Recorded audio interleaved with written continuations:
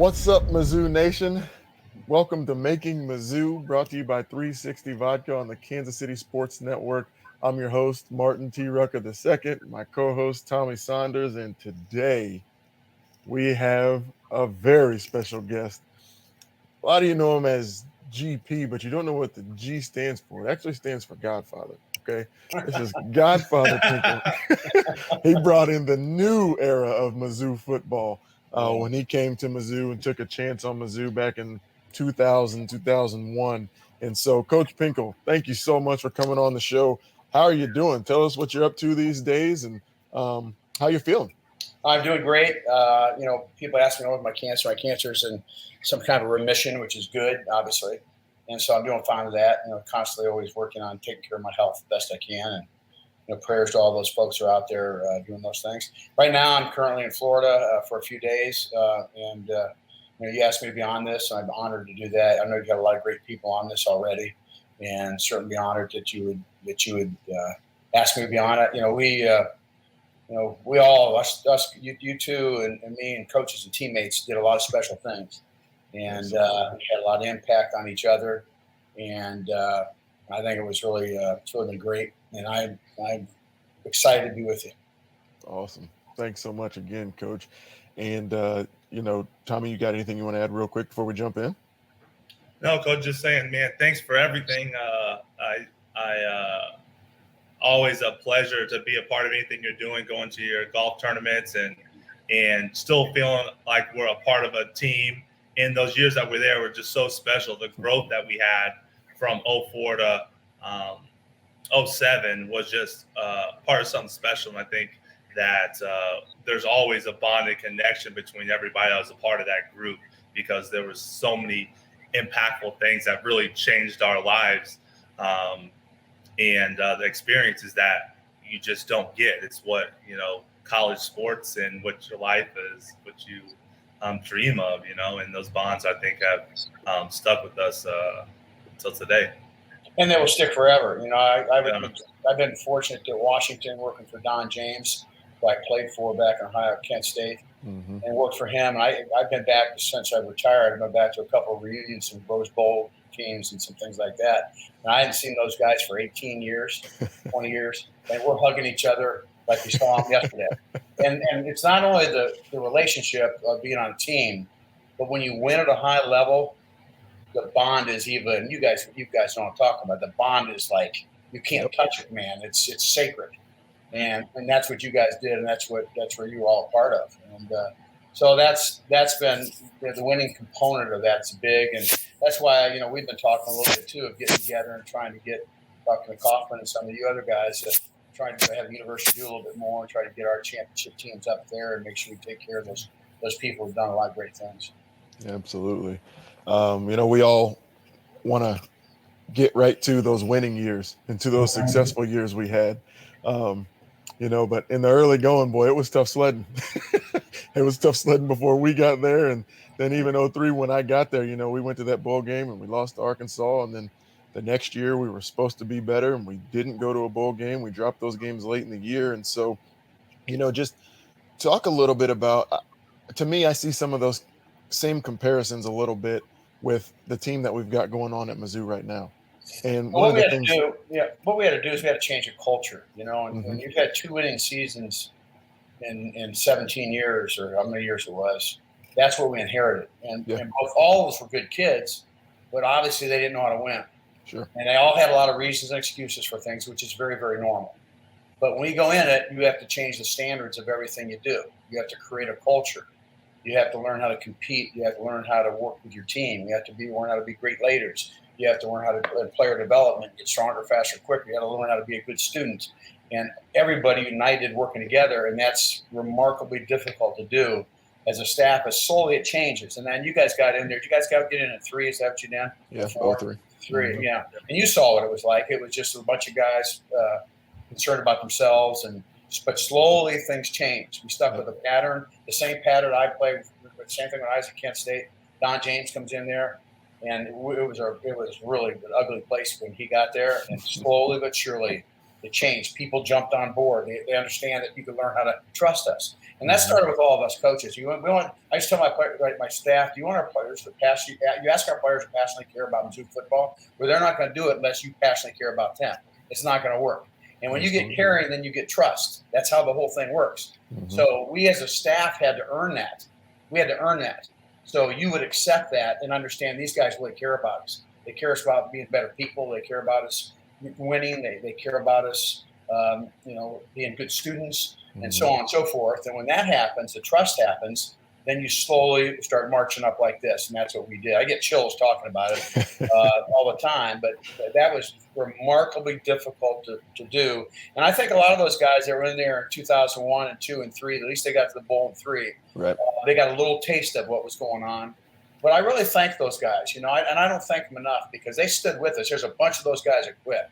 A bunch of those guys bailed. They didn't want anything to do with us. Have I ever told you about the first MAT program? MAT's MAT is stuff that you do at 6 o'clock in the morning, and it's like being in hell a little bit.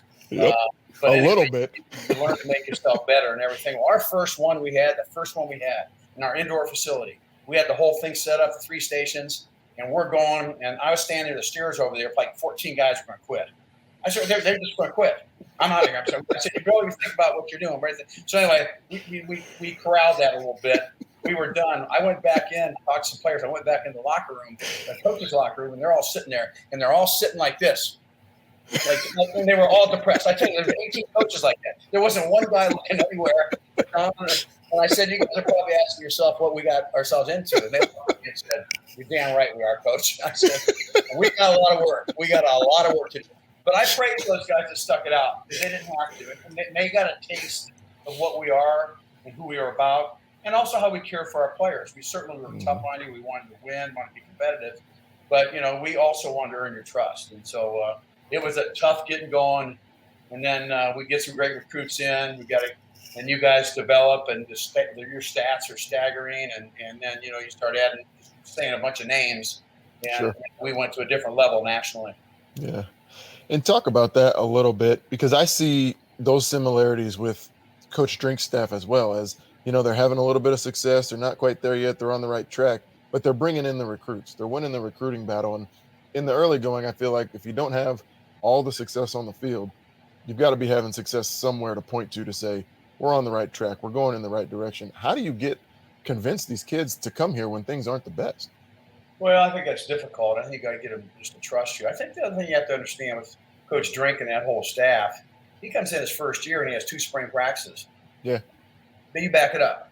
Then they played some games, didn't play other games. Players were here, they weren't here. Right. Everything you wanted to teach, it's just kind of like when you got there, when you found out how we do things and why we are who we are, you learned. You got 15 practices. Now the coaches last year could have made guys in moves, from this position to that position, just got in the program.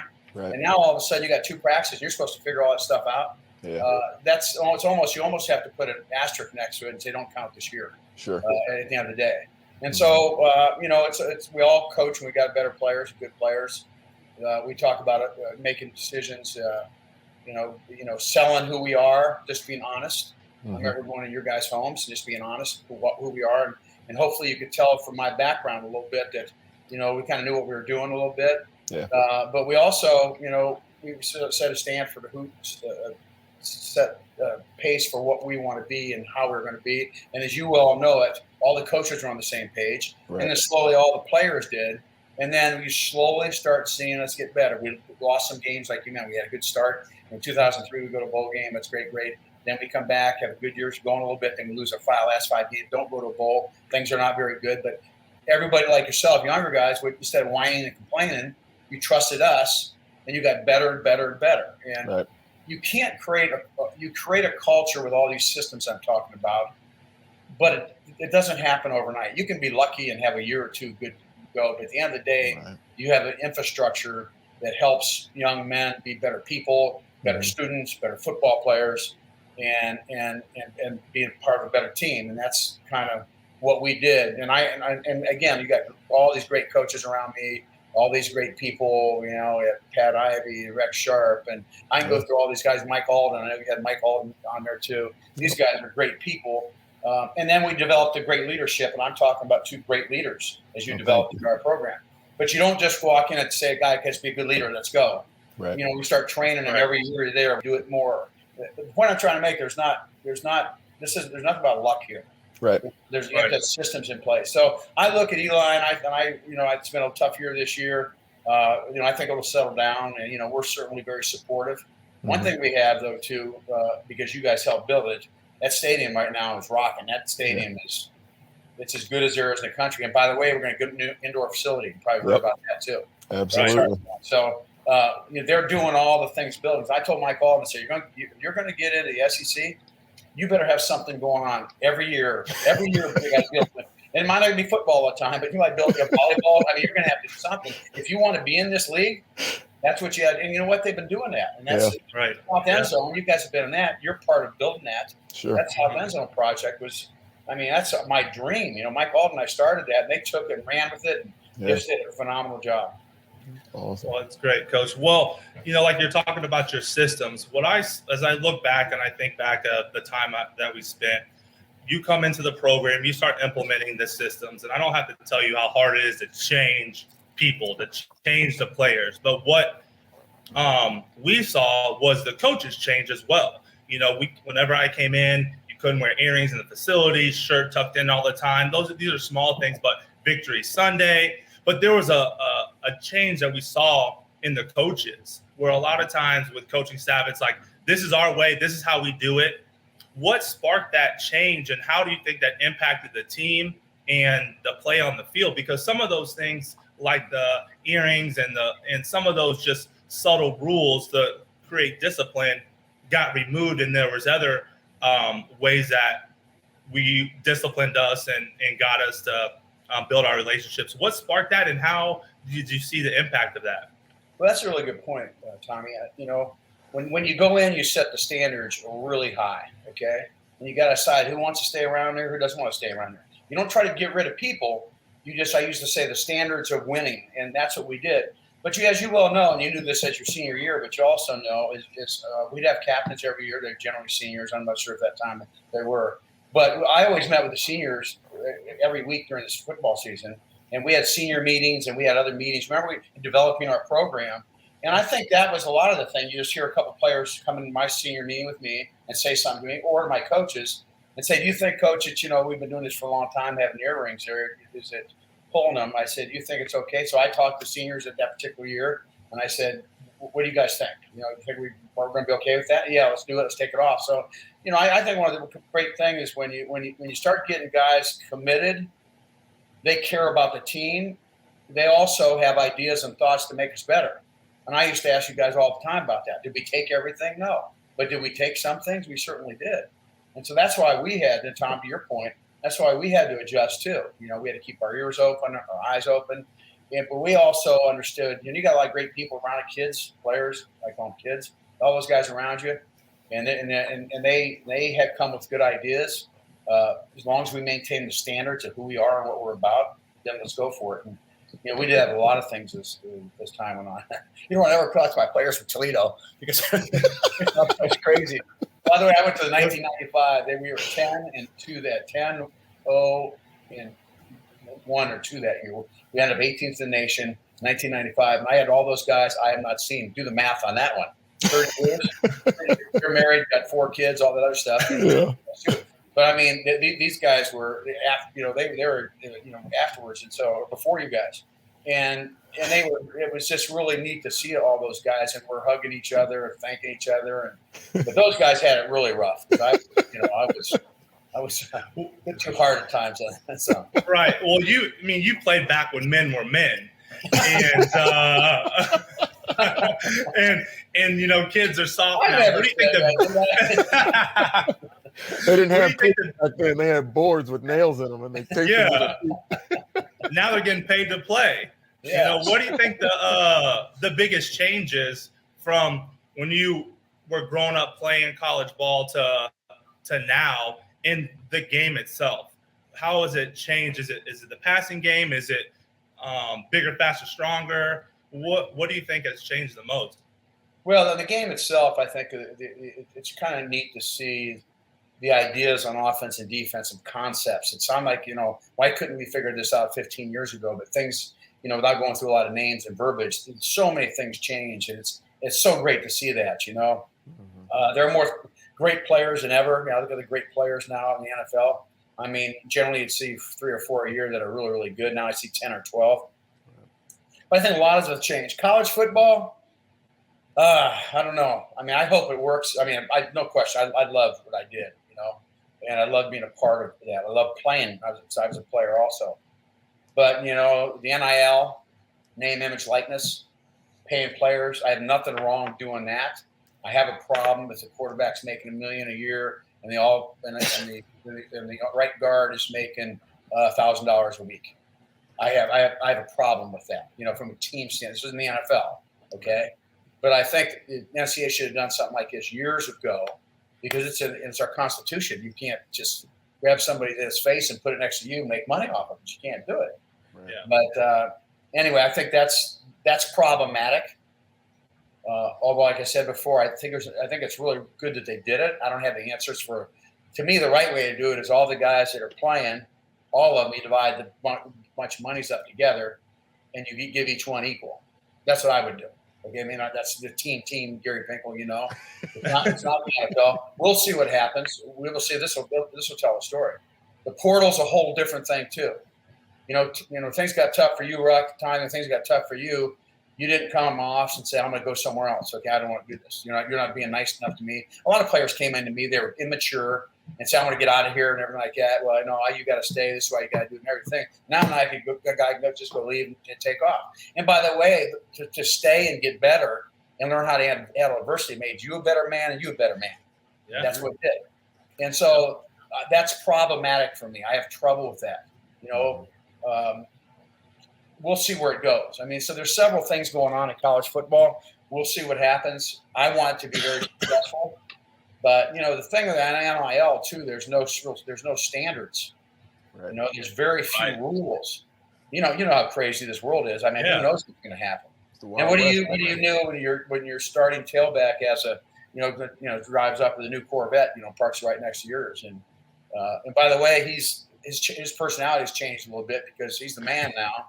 Yeah. Before he was just a hard-working guy. Now he drives his Corvette around. And he's a different guy, which makes your team a different team. Yeah. So very complex internally to me, what happens and what goes on. And it's interesting to look forward 3 years from now and kind of see what has happened, and we'll grade it. But now, still the most important thing you can do is get your degree. So there's a few players going to play for a lot of years. Most players won't play hardly any years in the NFL. Your education, except for a few players, is going to be key to your success in what you do. And so I don't think, we can never not emphasize that enough. That's me. Yeah. You mentioned, when you were the first year after mat drills, the coaches in the locker room just kind of, dejected and not quite sure what was going on.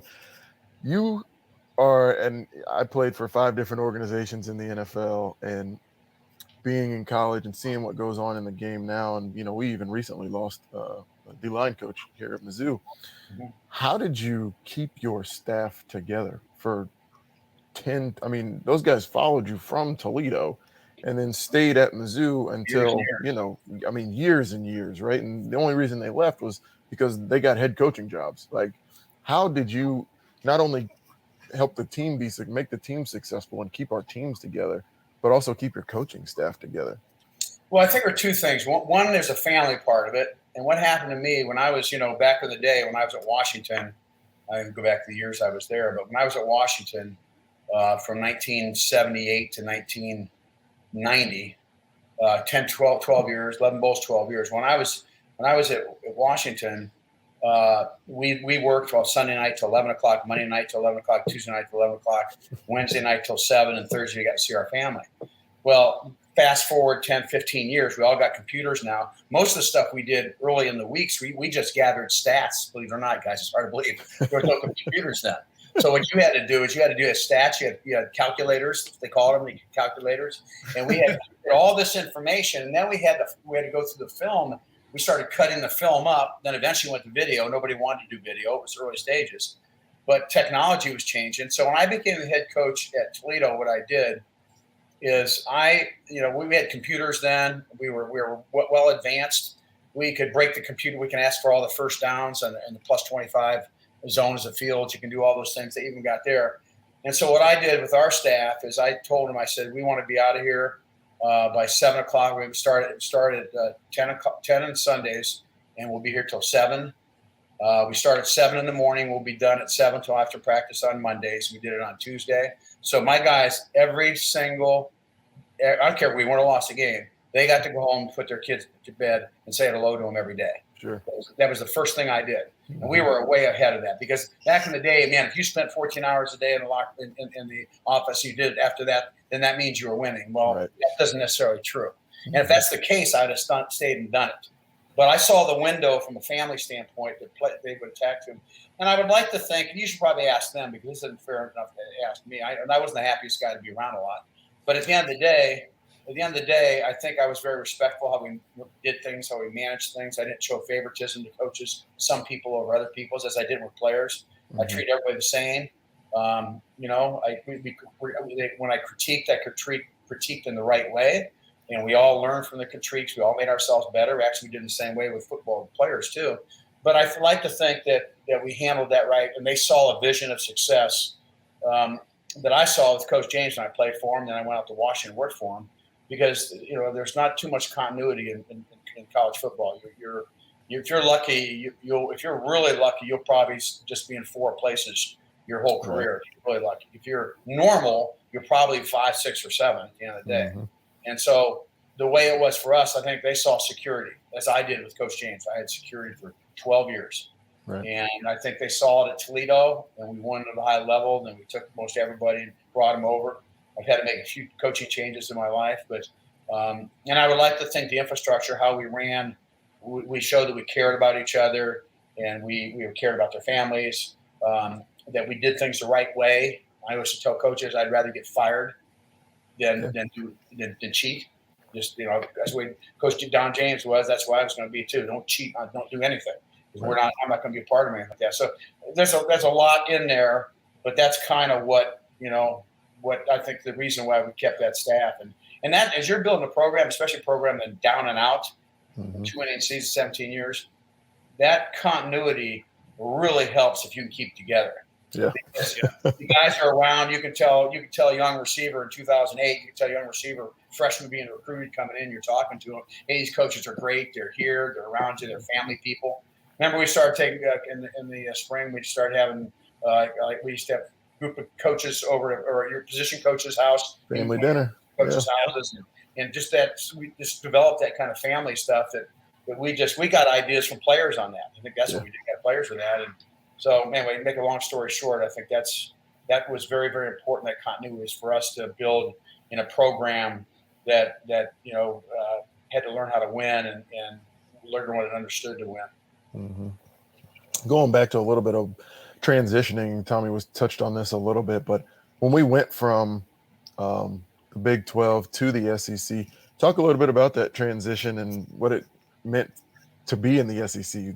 Things that were different on the field and off the field. You talked a little bit about facilities and things like that, but you had to recruit differently. You had to recruit different players and all those things. And in the Pinkel mantra, you had to do it the right way. You couldn't cheat. And so I know that was tough. So talk about that transition a little bit and how you were able to.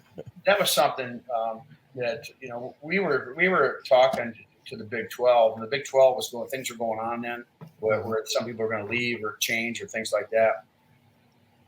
And I remember our athletic director, Mike Alden, had come back, I think, from a meeting, and he got the assurance from, I think it was, I believe it was, what was the team? I think it was Oklahoma and one of the teams they were going to stay in the league. And then all of a sudden they were saying politically, well, we're not sure what we're going to do to the media and that. And then all of a sudden the SEC comes and knocks on the door.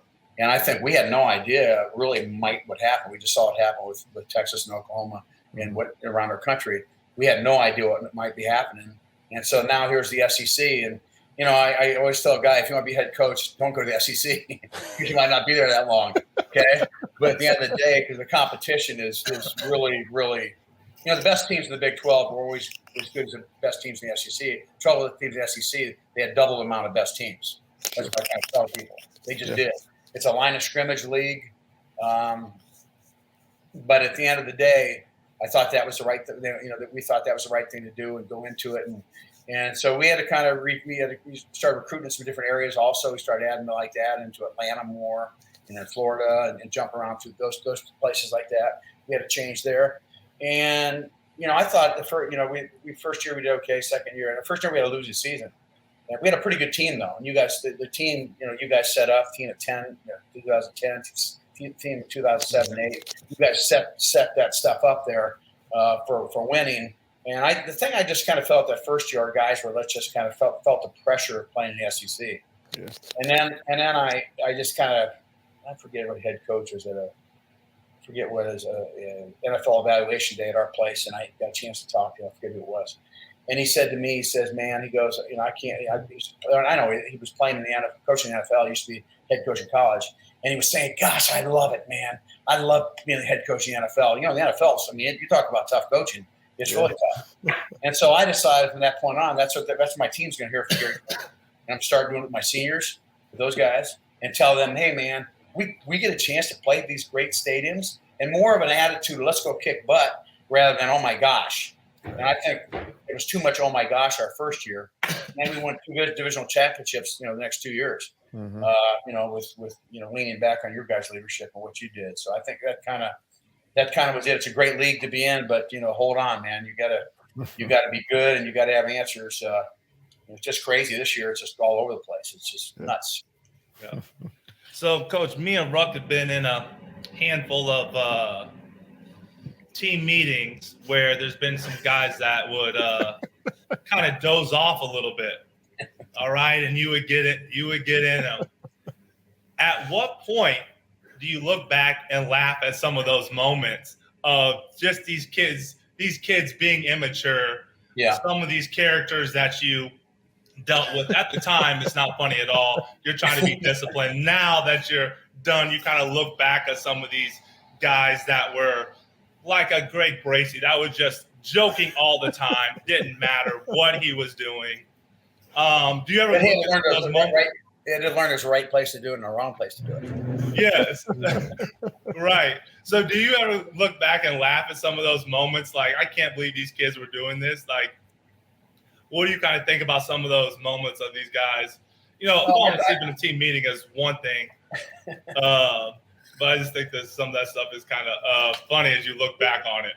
It is, and coaches laugh at that a little bit after that over. I'll call a guy out, get right in his face. I saw it. Yeah. And all you guys, you older players, you're probably 100. Try not to laugh. Yeah. Yelling at us. So it's just like this. I don't remember twice in the 15 years I was at Missouri. There was anybody late for a meeting. You guys didn't walk in late. A couple of times happened. They were halfway down the aisle, and then they were halfway out of the room by the time I got done with them. And not because I'm a tough guy. I'm not saying that, but this is all. Discipline has a lot to do with going to class. Discipline has a lot. How do you train? Discipline has a lot to do with how you study. How your relationships with people, men, women. There's a lot of ways in doing it, and standards for who you are. We were not going to let the tiniest thing go by. Yeah, tiniest thing. If I didn't like it or didn't say it, a lot of times I would see something, and you didn't know this, but I see a guy, and maybe he's a little bit older guy for some reason, he was kind of, and I tried to eye stare him down a little bit. And then after the meeting, though, players generally didn't see it. After the meeting, that next staff meeting, they said, "Listen, Tom, when Johnny, did you see him back? Just tell him I'm gonna call him out again if he does that, okay?" And he's got to be a leader out there. He doesn't sit there and, I've had a tough day. You're not allowed to have a tough day in that meeting. You can't do it. And so I took care of that, some of the older guys sometimes. But the younger guys, it was just tagging on, man. That's a part of a discipline. It's attention to detail. Absolutely. And you learn discipline from all these little things. And I learned from playing for Don James. And hopefully you learn some of those things from your position coaches and playing for me too, that you can apply. Absolutely. And I can attest, I was a recipient of the nod. I was nodding one day and I got the eyes and I sat there and Coach Walker came to me after practice and he said, "Coach saw you." He said, "He didn't call you out, but you got 250 yards of gassers today." Well, my veteran players, that happens a little bit. But, again, it's all about accountability and being disciplined. That's what it is. Yep. And then after a while, guys take pride in, what's one real important, I'll get off this real quick. What's real important is when you got 10 different coaches and they got 10 different groups of players, I'm going to say 70% of I'm just guessing, number 70% of the programs in the nation, the position coach kind of does his own discipline with his players. But we didn't. What we did as a team, as a family. So when you went to Coach Walker's room or you went to Coach Hill's room, if you were late for a meeting, then your butt would be responsible after practice, for whatever we called it. And we did the same thing of both. But some of these places where players, I never get in trouble. I can be 10 minutes late, he won't do anything. Some other coach said, "Well, gosh, when I do it, I have to do up downs after practice." But developing that continuity and trust, and everybody's accountable for the same things, and everybody pays the price, and nobody gets off of everything. That's where the trust factor goes up a little bit. Sounds funny, but it's true.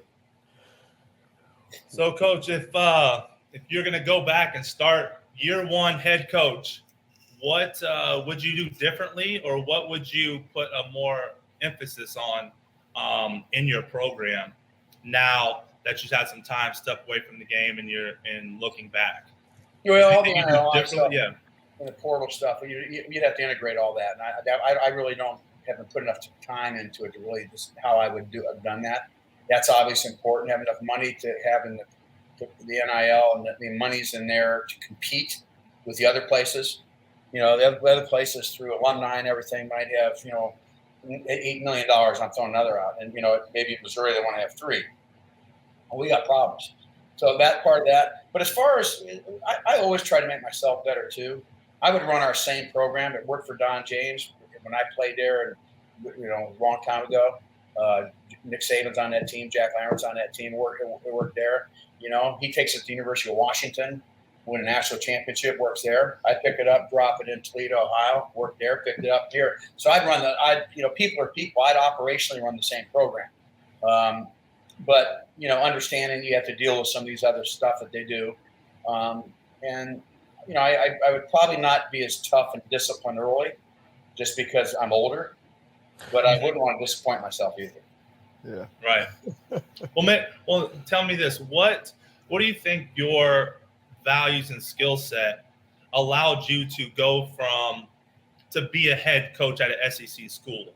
What do you think was different that separated you from all the other coaches that were out there?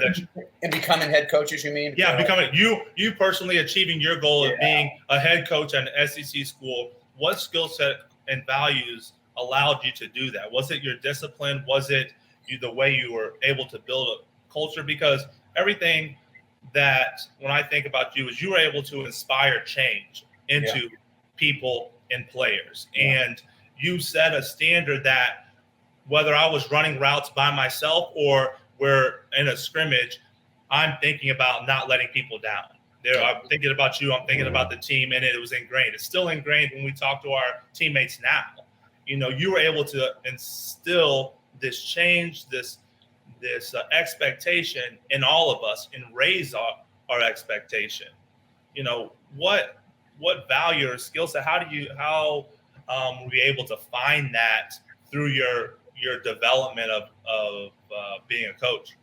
What's interesting is that, I think it was Coach James had 15 coaches that played for him, or worked for him, and all of them got fired eventually. Most coaches get fired eventually. At the end of the day, it's winning and losing. Can you compete? Can you at that level? You know about that. You guys see that all the time. Absolutely. It's crazy. What I did from the very beginning, and not to be redundant here, but what I did from the very beginning, I took what I learned from Don James, and I took from that and applied that whole philosophy in what we did. I put Gary Pinkel around it too. We're different. Coach James and I are different. But I would still operationally run the same thing. I don't think, teaching responsibility and accountability, I don't think any of those things. I think maybe some of the hard-ass things I was on now being more mature, older, you might not, make players go through some certain things that you had to make them go through at the time. But the whole way about treating people, about being encouraging, be confident, teaching values, trustworthy, loyal, helpful, friendly, courteous. All these values, and we did that in our program. You did. One thing I did after you guys left, and I used to call it fatherly advice. I don't know if you ever heard I did it. I got the idea, just trying to get better. What I did was, I think I started this in 2010, I believe.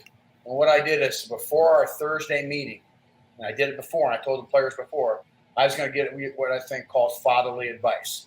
And we're going to do something different before it's going to be about 5 minutes, then we're going to get into our game. Okay. But I think this is so important that I'm going to do it right now, 48 hours before we're playing LSU. Okay. And so I would do that. And maybe the first one was when you go out on a date. And I talk about going on a date. You being polite, you treat a lady polite. You don't walk in front of her 15 feet. Open the door for her. You just don't trail around her. She can't. You don't do those kind of things. I can go on and on with that. And I think that's some of the things that you really can do to really make a difference, I think, in helping kids and being part of it. Out of all your years of coaching, this is probably going to be tough. What is your favorite memory? What is the one thing, if you could never have another memory about what you did, whether it's how you made people feel, a good story, a big game, you get one, and you hate doing this, and you never do. Hey, you're not allowed to give me the rules here.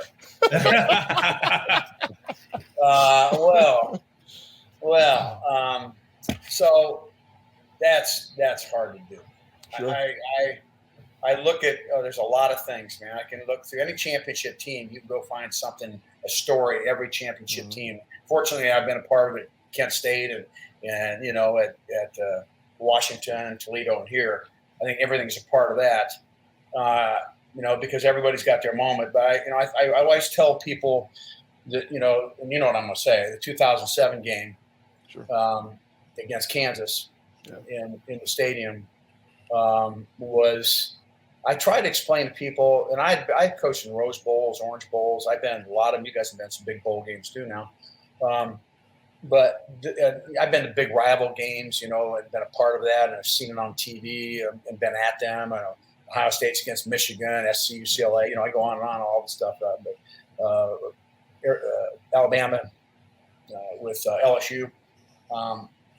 But that environment that day was as big a environment as I've ever been a part of in that game. It went up there with the best. You'd say, okay, you got to list the top. Well, it's in the top. And not that some of the other games were not great too, but that one kind of set a standard for us, of kind of what to go through. But that game was truly one of the biggest events ever against two great football teams. And I just want to win. My prayers, I don't know if you care about who wins, but I care who wins. And if you lend that to me, I feel better about it. So, I think that was truly it was funny because you guys remember when we drove up on the buses. Oh, yeah. And we were going real, real slow, and people were pounding the buses with their hands right and everything. Well, I was so mad at myself because if you go to the Orange Bowl, or if you go to the Rose Bowl in Pasadena, when you get near the stadium, that's the same thing that happens. You get them, the husky people. Well, wouldn't you know? We drive down there. We go down there right in the stadium, and they started. I was so mad because I looked back at my players, and you guys just got like this. Your eyes were like, Dick, what the heck is going on here? That's a lack of preparation from this guy. I should have covered something like that. But anyway, that game will always go down. There's been a lot of great games I've been a part of, and all you players have been a part of. But that's I'm not going to say it's the greatest, but that game was very significant. But we know it was the greatest. We'll take it, Coach. And direction Mizzou football went too. The direction of our program at that time was huge. Absolutely. We'll transition in a little bit now to what you're doing now. GP Made. Talk to us a little bit about that. Lift that up. Tell us a little bit about the organization, what you've been able to do, and what you want to do in the future with it. Well, I missed taking care of my players when I retired in 2015, and I didn't have a plan when I retired. I had none. I did a lot of talks on teamwork and leadership, which has been fun to do, the businesses and corporations and things. But my wife asked me, she goes, what do you well, you okay? And I said, I'm okay. And she goes, what's up? I said, well, I miss my players, you know. By the way, my players, you're two of them. They drove me freaking crazy too. Okay, Right. This was not all love. It was quiet love, but I did miss them. I missed being around my players a lot. Mm-hmm. And so then I decided to. And she said, "Why don't you start a foundation?" So it's called the GP Foundation. Mizzou made MADE. She came up with, my brilliant wife came up with Make a Difference Every Day, MADE. I mean, how she got that up. She's a Mizzou grad, by the way. There you go. Anyway, so then we got it going, and we had to decide what we wanted to do. The first, we had like 3 pillars for it. First one was kids that have cancer, and this is all about kids we're dealing with, 17, 18, and under. One of the big things we do and we stick with is research. One thing I learned about cancer is, research is our way out. That's the way to do it, and we get better. And so money to do that, you should feel great if you give $100 to research for cancer, and especially for leukemia or the lymphoma too, because that's the one that I'm most interested in for kids. Boy, you can make a huge difference. So that's one component there. The other one is, as you well know, my brother and sister were in wheelchairs growing up, and so so kids have physical challenges. And there's a place called the Learning Center, which is in Jeff City, that gets these kids that have these physical challenges. They're born with these things. An hour and a half outside, they bust them in and work with these kids. That's a number of things that we do with that. Again, that's part of my family. I grew up in a family, that had my sister's older than me, my brother's younger than me, and I didn't give they did. And so that's one of the other ones. Then the third one is going in homes all around the country that I've been in, every state, every city. Some homes that were really, really challenging homes to be living in. Some courageous moms and dads, a lot of poverty, a lot of kids that don't get a whole lot of direction. Mm-hmm. Well, we always felt like we could help those kids, players we recruited. I mean, there's no question. We plug them in. We're your dads. We're all that other stuff. Right. That was our responsibility. But what can we do now to help these kids? And one of them is scholarships. So we got 34 scholarships out right now in St. Louis, Kansas City, and Columbia. And they're renewable scholarships, $2,500 every year, renew as long as you hit your grade responsibilities. But that's doing something that gets your education, the emphasis, so you can go out and support your family and take that responsibility. Right. And then there's other mentoring we've been doing with young kids, and mentoring and bringing them in and talking to them about hard work makes dreams come true. Talk about, values, talk about caring about people, talking about, things that they don't hear very much. So those 3 components are where we put our funds in. I like to say this year is our 3rd one. We have a golf outing. Every year we have the golf outing. Next year the golf outing is May 23rd. We had a golf outing last year. This whole year that produced, we've raised this year's about 365 days. So make a difference every day. We have $365. That's what we raised this year, which is good. First year we raised about 200, and we got about 275. Our goal is to get big and help as many kids as we can. Mm-hmm. That's been very rewarding for me.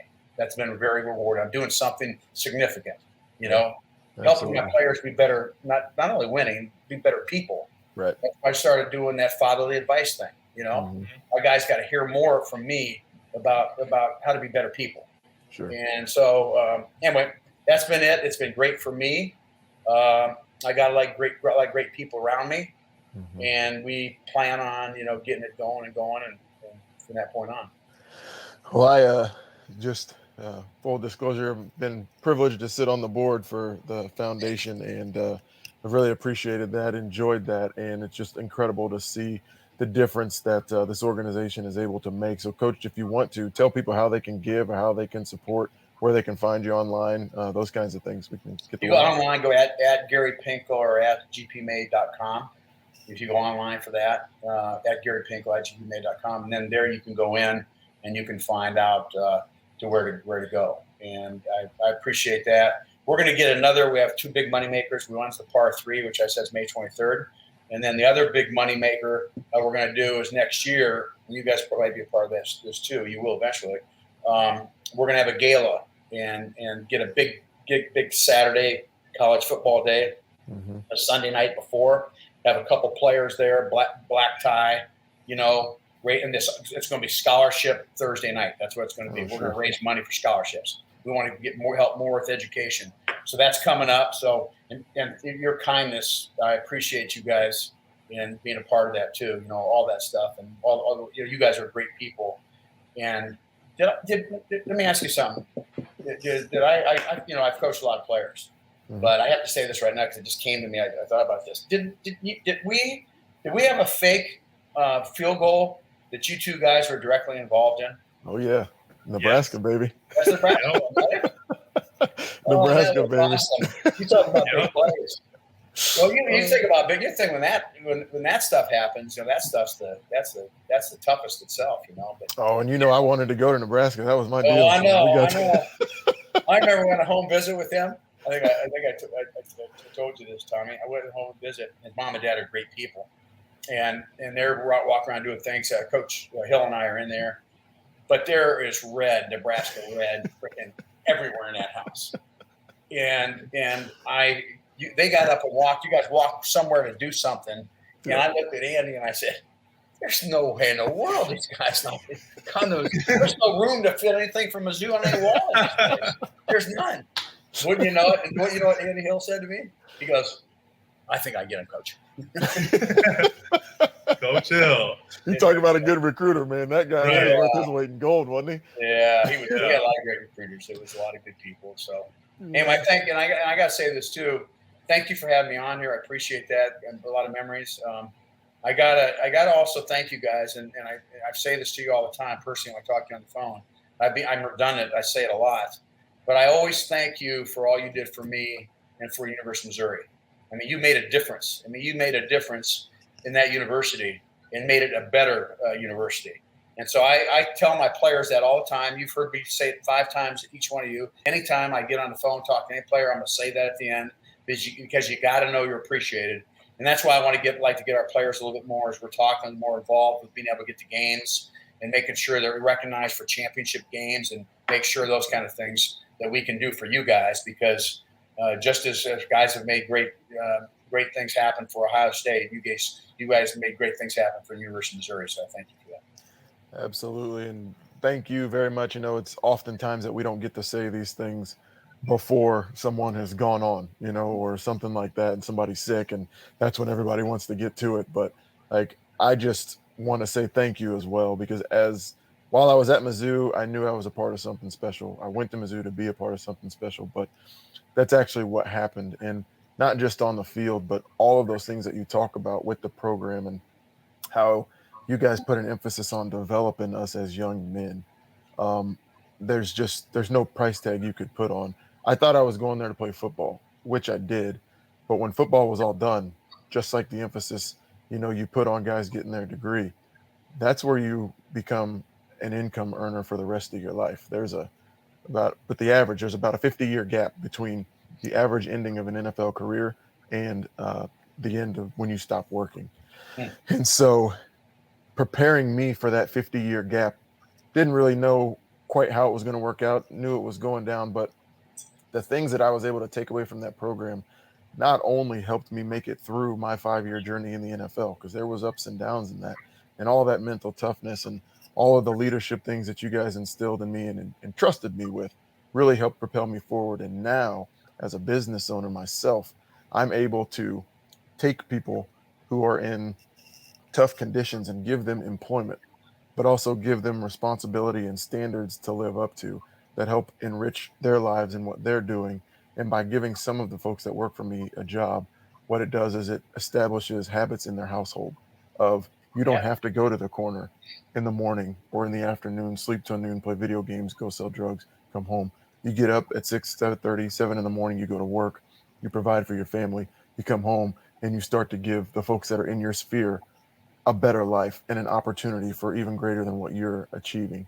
And being able to do that has been so rewarding and enriching for me. But having those building blocks that I took from being a young man at Mizzou has made all the difference. And being in the professional work field, when I was working for someone else and seeing the lack of accountability in grownups was astounding. I couldn't believe the things that we were responsible for and the standards we were held to as teenagers and young 20s, young men, that some of these people who are grownups haven't figured it out. So you guys did such a great job. I'm very appreciative of you coming on this show, but just for the impact that you've had on my life, the support that you've always given me, even after I left, and even just so little as coming on this show. You've never changed, and that was the one thing. It works. You change. That's what you said. And you've never changed, Absolutely. And I appreciate that. Yeah, I didn't think I said stuff like that all the time. Well, yeah, Coach, and you know, the one thing as I look back, and after having kids, you start really looking back at where you learned all your values and what you want to instill in them, and it's, you know, what you instilled in us and pouring into, I mean, mostly young Black men, teaching them core values and how to treat people. And you know, being in football and being in athletics, there's such an emphasis on getting better every single day. Improvement. Looking at the last game, this is what you did wrong. This is what you do better. Looking at the next game. But as I sit back and look, you were always present. It was always about today, getting better today, acknowledging that, hey, we're doing great. You're doing great, just like you said here and said, thanking us for it, and treating people with respect and giving them the praise and in the moment, and not focusing on the past or the future. And that's something that has stuck with me. And the way you support, it wasn't just that you supported me and our teammates for the, you know, 4 or 5 years that we're there. It continues to go on afterwards, investing in people's businesses, connecting them with people, helping their careers, talking with them, mentoring.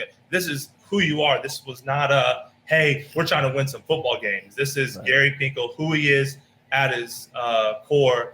And I mean, Mizzou is better because of you. And there's hundreds, if not thousands, of men that are dramatically better because of they got to be in your presence. So thank you for just being the man that you are. Well, thank you. You know, it was all about, you know, just as you all know, it's just about me. It's about our staff, all the people that touched you. We're all part of that process. You know, they're all part of being on the same teams that you're talking about being. We all were doing that. And you know, great things happen when it comes from them. You know, I talk to you guys all the time. You know, and anything you need from me, let me know. And thanks so much for helping with my foundation too. Yeah. But also, we're proud of you guys for great young men you turn into. Thanks a lot, Coach. Hey, go Mizzou. Go to Mizzou, man. Absolutely. We want to give a big shout out to our sponsor, 360 Vodka. Thanks to the Kansas City Sports Network, and thanks to Coach Pinkel for coming on the show today. It's always great to see you. Can't wait till we run into you again, and try not to get a sunburn down there in Florida.